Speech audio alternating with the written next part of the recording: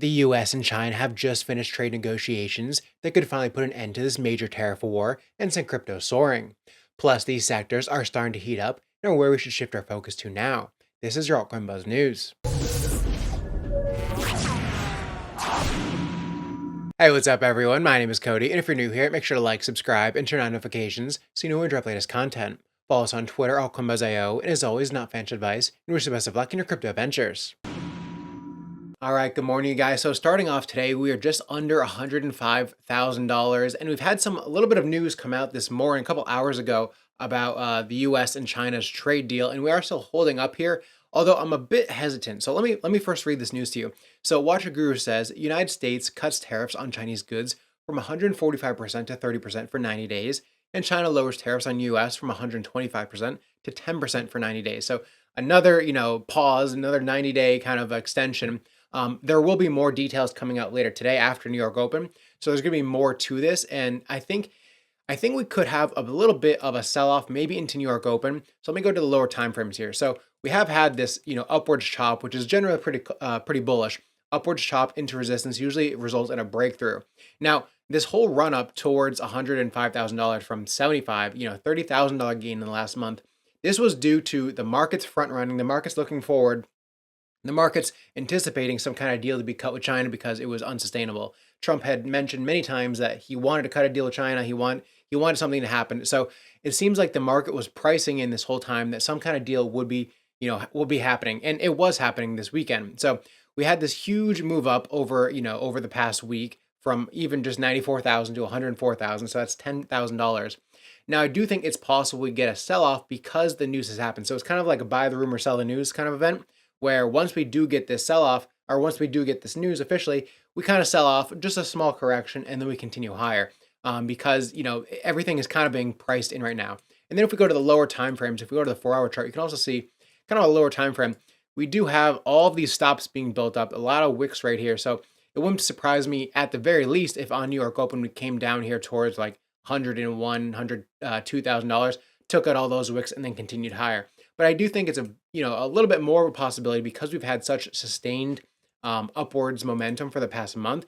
I do think it's possible that we come down here towards at least $99,000, $98,000, and it will still be making a higher low on the daily time frame. So it would be actually still very bullish. I'd like to see that because I think it'd be a more sustained move up.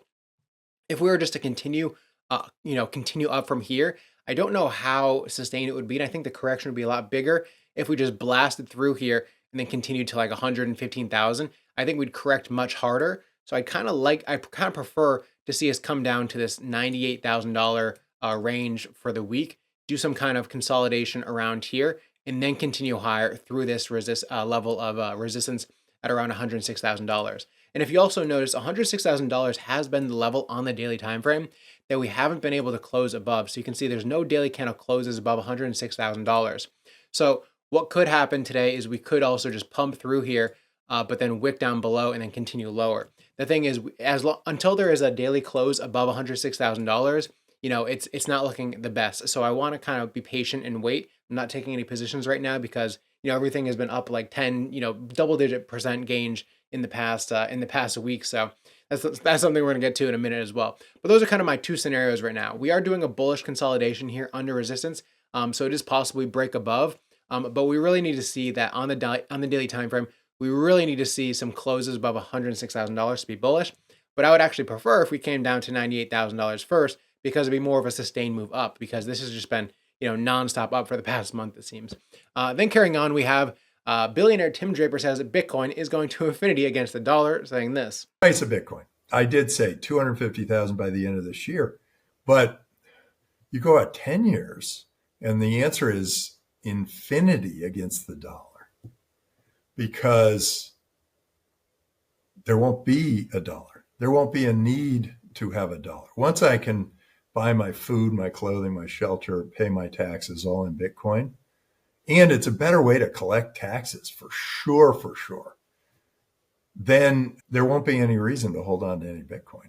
I mean, to hold on to any dollars. And Bitcoin will be the primary source of owning wealth. And then David Ingle says, breaking news, substantial de-escalation, both sides lower tariffs on the other material for 90 days. US cuts tariffs on Chinese goods to 30% from 145. China cuts tariffs on American goods to 10% from 125. And Bestnet says US nor China want to decouple.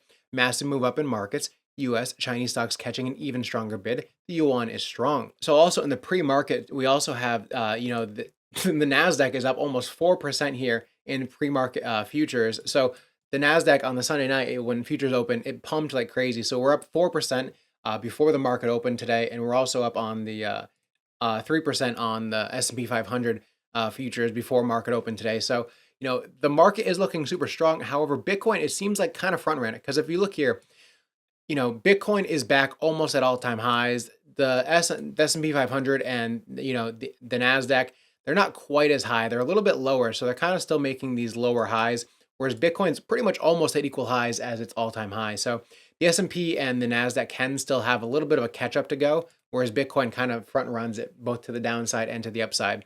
So we're still a little bit hesitant on Bitcoin right now. We're going to have to see really what happens in New York Open. And then we have Adriano saying ETH is the most hated asset in crypto, but this is what the haters are not telling you about. Number one, two of the largest and most trusted crypto exchanges in the world, Coinbase and Kraken, are operating their own Ethereum Layer 2s.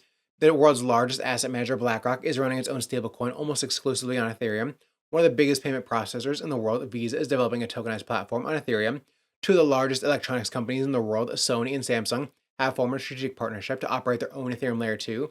Germany's largest bank, Deutsche Bank, is developing its own Ethereum Layer 2. And one of the largest e-commerce companies, Alibaba, is building its own Ethereum Layer 2 and tokenization platform. Ethereum transactional capacity is scaling exponentially. TLDR, Ethereum is the internet of finance, and ETH will become much more valuable than digital gold. And then we have Ted saying BlackRock files for ETH ETF staking this week, Ethereum all-time high loading. We also have Crypto Rover sharing that whales are buying ETH like never before in history, raise their targets. So Ethereum pretty much, it's finally made a comeback. It's actually looking super strong. It's very strong against Bitcoin even. And we are holding above this multi-year level of support and resistance, which I wanted to reclaim. So I want us to hold above this 2380-ish level. And we're actually doing just that. We haven't even come really down to this level again to retest it yet. It is possible to do that at New York Open today. But the fact that we're holding right here is very bullish for Ethereum. And I do see us, continuing higher in the coming weeks. So it seems Ethereum has finally caught a bid again. And people are finally interested again, most likely because it was one of the most shorted assets, so it makes it a lot easier to squeeze on the way up when everyone is shorting this thing. So ETH has been very strong over Bitcoin over the past week, and I got nothing really to say. I think it looks very bullish, and I think any taps here around 2024-ish, if you want a long, it's probably a great area. As long as this area holds on a 4-hour chart, it's looking pretty good. Hey Americans, we found an exchange that gives you the best of both worlds. Want to trade spot markets on over 400 trading pairs, and without KYC, you can. Want to trade perpetual markets on over 150 trading pairs with KYC that accepts Americans and Canadians as well? You can. The only exchange we've seen in the market that lets you do both simple spot trading without KYC and perps trading with KYC that Americans can use is BYDFi. And they have a great new promotion going on right now where you can win a Rolex. BYDFi gives you all the tools you need and without crazy requirements. The promotion goes from now through June 6th, so you have almost a full month to take part. After you sign up for your BYDFi account or log in if you already have one, here's what you need to do. If you trade at least $1,000 worth, then you get a $35 bonus credited to your account. Prizes move up from there and include AirPods, an iPad, a new iPhone 16, a cool Louis Vuitton backpack, and finally a Rolex Submariner with a retail value of $10,000. Those are some amazing prizes for doing what you'd likely be doing anyway by trading on a tier 1 exchange like BYDFi. So if you haven't checked out BYDFi yet, now's the time to try. Just use the link down below to sign up. Don't worry about doing KYC and start trading to get your bonuses. Then we have Star Platinum saying, I think SUI could be the main narrative of the next bull run. Here's why. SUI network solves a big problem in blockchain, slow speed, and low adoption. All this without hitting max throughput. SUI's scalable layer 1 with parallel execution makes it perfect for intelligent asset coordination. This allows SUI to process 279,000 transactions per second, achieve transaction finality in just 390 milliseconds, and maintain low gas fees. The SUI network is positioning itself in gaming. They're launching on Playtron, the first handheld built for native Web3 gaming. It runs both Web3 and Web2 titles. And SUI's DeFi TVL has hit a new all-time high of $2.1 billion. The SUI ecosystem is on fire. We also have a coin investor saying, did you know that over 50% of the total supply of SUI will be unlocked after 2030? Meaning for the next 5 years, SUI's fully diluted value should be considered less than half of what you see on CoinMarketCap or CoinGecko, which is a very bullish thing to consider. Raise your targets, just saying. So SUI is also looking pretty good as well. We are kind of, at this resistance here around 4 to 415. But I think this is probably going to hit all-time highs very soon. We're probably going to consolidate here. Maybe we have a slight dip down on New York Open or, something with CPI this week.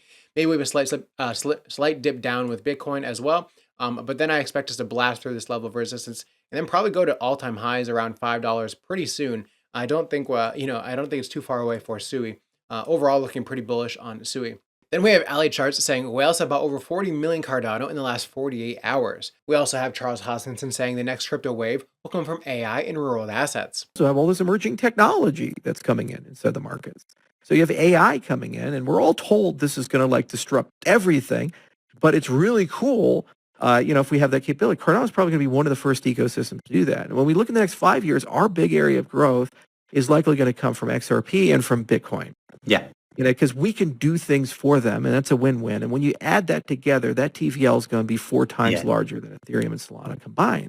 And also just facilitating the real-world asset revolution. Because of Midnight, we have all that selective disclosure and private computation. That is the only platform you're really going to be able to run RWAs at scale. That's a $10 to $13 trillion opportunity over the next 5 to 10 years. And he also shares how Midnight can provide free transactions for users through NFTs. So the way that Midnight's built is you have both options. You can have somebody pay transaction fees on your behalf, so you can have free transactions inside the system. And how you make that work in practice is you give them an NFT when they sign up, and it gives them the right to a certain amount of transactions per day. And then those transactions are covered by, somebody who has some night tokens. Now, Cardano is actually one of the ones that is super bullish as well. I mean, everything's kind of bullish right now, but the fact that we didn't get a clean retest around $74,000 like we wanted, and the fact that it's straight up into the next level of resistance and just holding here underneath the resistance is super bullish. I do think it's probably one of the ones that breaks through this level again. Maybe we'll get a retest, maybe not, because it's super bullish. But I think we're probably coming up back to this level around 113 very soon on Cardano. But likewise, if we do have a bit of a sell-off, anywhere around here, around 73 cents is probably a pretty good buy. And you can put your stops down here below 63 cents for a pretty good trade if we do somehow come back down here on Cardano. But overall, looking pretty bullish on Cardano, and I do like this for a setup. So pretty good.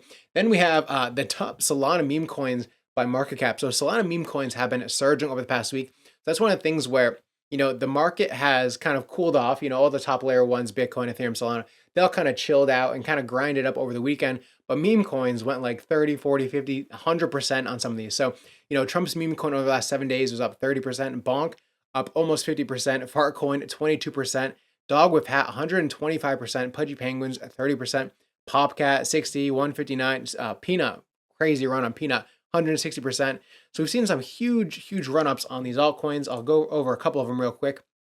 So we are definitely not, late, but we're also not super early to some of these coins because we still have Bonk here, which is still, well below its all-time high. So even though Bitcoin's at all-time highs, this is still down 62% from its all-time highs. So once we get back above this major level here around 0.26, once we get above this and for a retest, we're probably on our way to all-time highs again, and that's still a pretty good return right there. So Bonk's looking good. Fartcoin is one that's been one of the stronger coins. If we can come down here towards this $1.24 level, which I think is maybe going to happen in the next day or so, that's probably another pretty good level, up at least till $1.60. But I think that Fartcoin's had a lot of mind share, and I think it's probably going to continue to new all-time highs at some point soon. But this is one that's it's kind of front ran everything, so there's probably other coins to get into right now because so many people are in this coin. So there's probably other things like WIF is one of them where it's well below its highs. It's at $1.17 right now, up 30% on the day, and it's still well below all these other coins. So if we get a support resistance flip around 139, 140ish, if we can get it back above this, it's looking really good. But likewise, it's also up 30% on the day. So I expect we'll probably get some kind of pullback down towards maybe 78-ish cents. But if it continues to be super bullish, maybe just, consolidating here. But I wouldn't want to get involved until it's above here or until it's back down here around 77 cents. So WIF looking decent. Pangu, actually looks really good right now.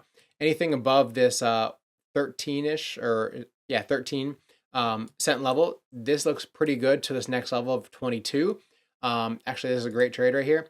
If Bitcoin doesn't completely nuke this morning, this is probably a pretty good trade on Pangu, something like that.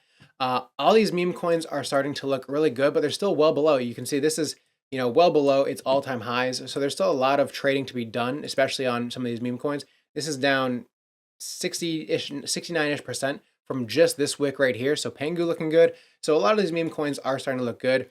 Some of these higher cap meme coins are a little bit easier to trade than, the on-chain ones, because you never know if they're just going to completely rug. And so at this point, these higher cap meme coins, Bonk, Far, Whiff, Bonk, all these coins, probably pretty good narrative to trade if you want to be trading. And then lastly for today, we have Microsoft-backed Space and Time Mainnet launches with major builders. So Space and Time, a blockchain project supported by Microsoft, has launched its public permissionless mainnet to bring zero-knowledge proven data infrastructure to crypto applications. Built by Make Infinity Labs, Space and Time offers a decentralized, verifiable database for smart contracts to query historical, cross-chain, and off-chain data. The platform indexes data from all major networks like Ethereum and makes it accessible through decentralized network validators. And prominent financial institutions and major cloud providers like Microsoft, Google, and some of the biggest projects in crypto, including Chainlink, Sui, and zkSync, have either integrated or are building tools or data services in the Space and Time ecosystem. So that is the latest blockchain with Microsoft, and overall the market is looking decent right now. I do want to see us have a little bit of a sell-off to reclaim this level, kind of cool off on this New York Open today. We're gonna have to really see what happens with the US and China deal later on today. But overall, it seems to me like this was the anticipation of the China deal. We ran up $30,000 in the last month on Bitcoin. This was in anticipation of tariffs cooling. Now that we finally have this news, is it going to be sell the news and we kind of sell off, or are we going to continue higher because it's just super, super bullish?